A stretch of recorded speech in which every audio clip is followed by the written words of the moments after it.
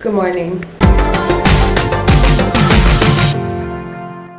Guys, I woke up on the weird side of the bed. I only got out of bed like 20 minutes ago, in case you can't tell from my face. I just like woke up with this attitude that like I want to get on a plane and go home to the US. That doesn't really happen very often, and I think it's probably just because I'm starting to like let it settle in that I'm leaving in a month. I'm trying to be excited about it, you know, like forward thinking is something that's really good for your mental health. I'm thinking about going home and I'm trying to think positively about it, and I'm starting to get excited about it, and so it's kind of hard to be grateful for where my feet are here, but I'm trying. That's what I'm trying to do. All I could think about when I woke up, honestly, pancakes. This vlog is going to be very real, so I hope you're ready. I'm going to eat my fruitarian breakfast. I'm not wearing a bra yet, so I hope you can't see that. I'm still like, okay, back to bed. Good night. Guys, I don't know what it is lately, but so many like stupid, anxious, maybe depressed thoughts about like, I don't know, I want to be open with you guys. It's like kind of embarrassing to talk about, but I want to be open because I really think that the more people talk about this, the more normal it'll be, and the more people will actually deal with anxiety and recognize it as a thing, rather than just be like, oh, just cheer up. Like, that's not what it is. You can't just cheer up. Like, that's a whole different topic. I don't even know how to discuss or approach that topic, but my point is, lately, for the past few days, like, all I can think about is like, I'm not good enough to make it on YouTube. I'm not good enough to be a blogger. I'm not like particularly good at any one topic. I have a lot of things I'm moderately good at, and I like forming community. That's like my big passion, but I'm like, I don't know. I just don't know if I'm good enough to cut it in this like world. I don't know. I'm sure everyone goes through this kind of a thing, but like I can't not think about it, and it's so demotivating, and I'm just trying to like knock that thought out of my head and just like keep my head down and keep going, but it's really hard. I don't really know what the next step is. I don't know what's going to happen when I go home. I don't really know what I'm doing. I'm just doing it. I don't know. Sometimes my subscriber count will rise like so quickly all of a sudden, and then sometimes it's like one a day.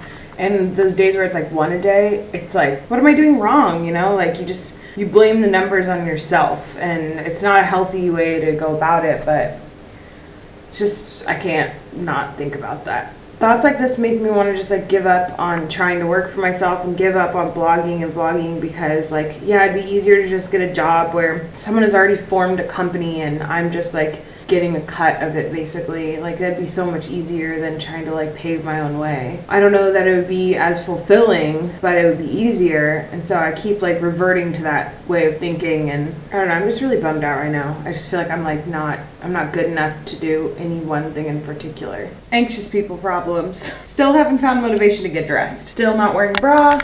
Still in my sweatpants. Wearing Birkenstocks with socks right now. Also, I got an email back from an international hospital that I tried to make a dermatology appointment in for my eczema, and they said the consultation is going to be somewhere between like 900 and 1700 renminbi, which is like $150 to $250. It's just too much. Like, I don't know if I can justify that. That's just the consultation fee. So I'm struggling with that. And then also what I really wanted to talk about, the real pressing issue here. China loves these Sichuan peppercorns. The flavor is great. They infuse oils really nicely. These things. I hope that's focusing on it, like this. Question: how do you feel when you bite down on one of those? Like, I have had so many Chinese dishes served to me where those are served in the food and they're pretty much like hidden in there, and I've bitten down on them many times, and for me, the feeling is so unpleasant. Okay, so there's ma and la spicy in China. La is like the normal like spicy like hot pepper, like this would be like la. Ma spicy is like numbing. That's why there's like ma la tang. It's like numb and spicy soup. But I really don't like that like numbing sensation on my tongue. It like, I swear to God, it like numbs like half my tongue. And then that flavor is just too intense and it overpowers everything, and I hate it. I'm going through this like food. These are leftovers from the Hechuan, and I'm like picking out all the little peppers. This is my life right now. Weirdly calming. It's like having a Zen garden. I'm feeling a little bit better, but I'm still in my pajamas. It's like 4 o'clock, probably not getting out of my pajamas today. But what I wanted to do is I wanted to read some old journal entries with you guys from when I first got to China. How cute is this freaking notebook? This is so cool. It's like a handmade Italian leather notebook that my old bosses got me. I don't know how, but it smells like snickerdoodles. How is that a thing? The amount of time, energy, and money that goes into traveling across the world is amazing. Once we arrived in Shanghai, we took a cab to the railway station. Our cab driver said I was pretty, which is great because I had no makeup on or hair product in. I'm exotic looking enough here that I don't even have to try. For dinner, we got street food from 2 different vendors. One place that makes tortilla-like things on a hot griddle and fills them with meat and veggies. That's Jianbing. And one place that had skewers of meat and veggies that they cook in hot oil and brush with sauce. The food was so spicy, my lips and mouth were on fire, and I felt high afterwards, a somewhat traumatizing experience. We are finding the people here to be very nice, but yes, there is staring. Mainly from kids, elderly, and young women. Probably because they think Eric's so cute. Our landlord is a little crazy, but the apartment is great. The bed was hard as a rock though, and the pillows and blankets sucked, so I didn't sleep very well. Eric had today off, so we took a bus with his classmate to this super sketchy bike shop, where it can be safely assumed they're pretty much all stolen bikes. They even spray painted mine to look less appealing to thieves. After the bikes, we had pork and bok choy stir fry for dinner using our wok. It's actually more expensive to cook at home, but we get less carbs and sodium and staring. I wrote blog posts pretty much all day and then braved the supermarket. I basically just smile and nod and use broken basic Chinese / pleco to get by. I'm totally illiterate, so I've become very observant when it comes to finding things. I'm learning that speaking with your hands is a great communication mechanism and that things just take longer and probably always will for me while I'm here. I got a little lonely and sad today, but YouTube videos and researching places to travel really helped. I want to see Angkor Wat and Chiang Mai the most. Check and check. We went out to lunch today and talked to some locals. One spoke English and was a total show-off and added Eric on WeChat. Another was talkative and much nicer. He told us he likes doing Michael Jackson dangerous dancing. I've been craving Western food, so for dinner we biked to a place called Pizza that does wood-fired pizzas. We got huge German beers and 2 pizzas for about $30, and it was worth every penny to satisfy that craving. Pizza's actually really easy to find here in China. Good pizza though. A little harder. I've been feeling pretty down lately, so I forced myself to leave the house. I biked to Jiming Temple and explored the area. Most people there were praying. I was the only tourist from what I could tell. The 7-story pagoda was my favorite part. I walked in clockwise circles around it because that's what you're supposed to do and because I wanted to act busy while I took in the chill Buddha vibes. In an attempt to explore every last corner of the temple, I found the entrance to the Nanjing city wall. It's left over from when Nanjing, like most cities in China, was sort of walled in. I walked for 2 hours and didn't even see the whole thing. Then I got boba tea, drank a bunch of baijiu, ate street food, and the end. Baijiu, I don't miss you. Biking here is super fun. It's insane and chaotic and thrilling and so normal here at the same time. March 1st, 2016. Whoa, it's March! I biked to Human Coffee and talked to Max, who works there and maybe owns it? He told me they give out parking tickets for no reason at all at totally random times. I asked why and he said, because it's China. He made me a black lemon iced tea and said he used a special lemon. He showed me and it was a lime. I've had my ups and downs with blogging. I made my first profit, 20 cents. My favorite places in Nanjing so far are Nanjing University, Library Avant-Garde, Xuanwu Lake, Fashion Lady, and Brussels. I'm so bummed that I didn't vlog Fashion Lady while I was there. Okay, this is a big one. April 6, 2016. My internet is awful right now and I'm tired of staring at a screen, so I'm laying in bed ready to figuratively vomit all my thoughts onto these pages. The first emotion I had when we got here was grief. As soon as we said goodbye to our dog, I cried approximately once every 2 hours. It came on randomly and all of a sudden, that phase continued all the way up until probably our 4th night abroad. I literally fell asleep crying every night. The next thing I felt was frustration. I spent so long grieving over the length of time I would be away from my family, old friends in the Pacific Northwest, new friends in San Francisco, our dog, and of course the ease and convenience that comes with life in your home country. Like learning a new skill, figuring out life in a new place takes time, patience, and lots of frustration. Oh, and lots of failure. I'm an extrovert, so feeling disconnected is a major stress for me. Frustration also came in the form of finding good drinking water, finding out how to cook in a new kitchen with new ingredients, a window falling out of its pane. I don't think I've told you guys that story, but I did catch a window as it fell out of its frame one time. Luckily, frustration when learning a new set of skills is usually followed by confidence. I was able to ride the subway with ease almost immediately, and I was having successful outings on my own, exploring gorgeous new places in Nanjing. I learned enough Chinese to tell the lady at the grocery store, I want a bag. It's pretty easy. Yao Daizi. What I've realized is that frustration comes back in small pockets. Confidence comes back in small pockets. but humility and openness is flooding my mind right now. I think before this, I had a solid week of wanting to give up and go home. Our Huangshan failure definitely was the last straw. Yeah, we actually did try to go to Huangshan once and we failed. I was so ready to give up, but instead we had some pints and tried again. The act of giving up and snapping out of it helped me to get to the open mind stage. So this is something I wrote in my diary last month, September 26th. I'm going to read it. I'm not sure if I'm leaving this clip in, but we'll see. The real reason I'm sitting down to write right now is because I did a bunch of research about anxiety and depression and I wanted to think through it. Generalized anxiety disorder is characterized by persistent, excessive, and unrealistic worry about everyday things, expecting the worst even when there is no apparent reason for concern, constantly anticipating disaster, difficult to control worry on more days than not. OCD is obsessive compulsive disorder, but some people don't have compulsions. Pure OCD is just about obsessional thoughts with less or no compulsions. Part of this sometimes includes intrusive thoughts. Intrusive thoughts are involuntary and commonly violent in theme. Oftentimes people ruminate on these thoughts. CBT, cognitive behavioral therapy, is about retraining these intrusive thoughts. If I'm making dinner and think, what if someone has been hiding in the apartment, sneaks up on me, and kills me? Which actually happens all the time.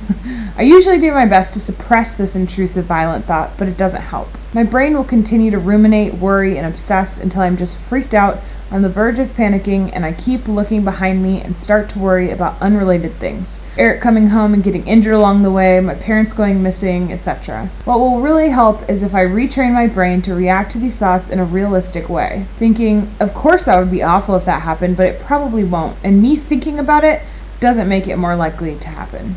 I think a lot of my thoughts are triggered by a single negative, often unrelated event and/or the darkness, like nighttime, closing my eyes, or being alone. I remember having vivid thoughts about car accidents, my family dying, our house getting robbed, and being kidnapped when I was young. I would think about these things most often in the shower and would a lot of times not even close my eyes for more than a second. I used to burst into tears in the shower because I was so scared. I kept checking the bathroom and opening the shower doors. In the car with my mom, I used to think about getting in a car accident and what it would look like, what it would happen afterwards. I thought that these thoughts popping into my head would come to fruition because I thought them.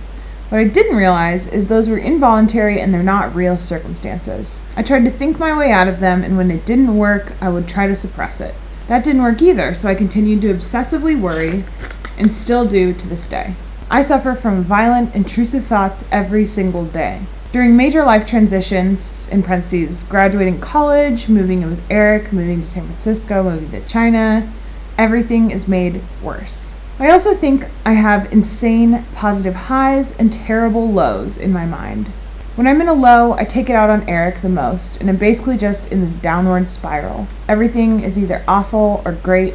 I panic, I obsess. I maniacally smile, writing a high, talking fast, working on a million things. I also maniacally cry and get mad and hate everything. My thoughts on this are that, not that I am dead set on understanding exactly what goes on in my brain or categorizing it even. The reason I want to think about this kind of stuff is because I want to learn how other people deal with it, what kind of coping mechanisms are suggested out there for people who have thoughts like I do. That's kind of what I deal with, just to give you guys an idea. I've never really talked about my anxiety, and I didn't actually intend for this video to turn into the discussion about my anxiety. I wanted to make a sit down video about it, but today's just been kind of a weirdly hard day for literally no reason at all.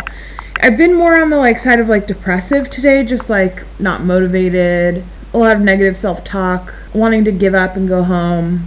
I'm not sharing this to get attention or anything. I'm not sharing it for you guys to be like, I'm so sorry you feel that way. That's not what I want. What I want is for people who feel the same way to feel comforted, and for people who don't feel the same way but probably have someone in their lives who might act similarly to what I'm describing, for them to understand a little bit more about kind of what's going on in their minds. Because if we make this more normal in our society, then it'll be talked about more and people will actually confront it more. The thing about anxiety is it's not it can be life-threatening in some cases, but not usually, and it's so you almost feel guilty if you seek help because you don't think you deserve help. It's so weird. When you're doing all this negative self-talk, then that extends to seeking help. You're like, I'm not good enough, I'm not worth it to seek help. So it's just this weird, it's so weird. I don't know.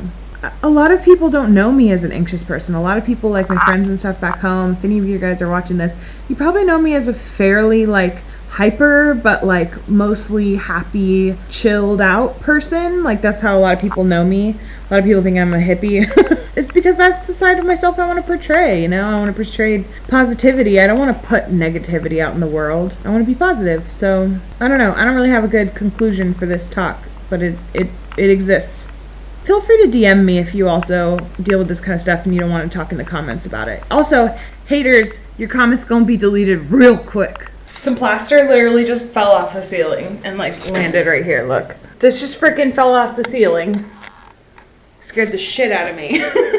Yay, Chinese apartments! Oh my gosh, one of the comments I got yesterday, or maybe it was today, such an interesting story. I can't remember the person's name, but they said that they had a really crap apartment in China and they like cleaned and painted the entire thing, and then the landlord started showing it to people and he was really proud of it.